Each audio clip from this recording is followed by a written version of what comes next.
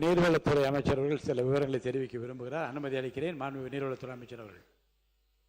மாண்புமிகு பேரவைத் தலைவர் அவர்களே, கடந்த காலங்களில் நீர்வளத்துறைக்கு ஒதுக்கீடு செய்யப்பட்டுள்ள நிதி 2021-22 2520 கோடி .63, 2022-23 ஆண்டில் 3937.37, 2023-24 4095.39, 2024-25 3274.39, 2025-26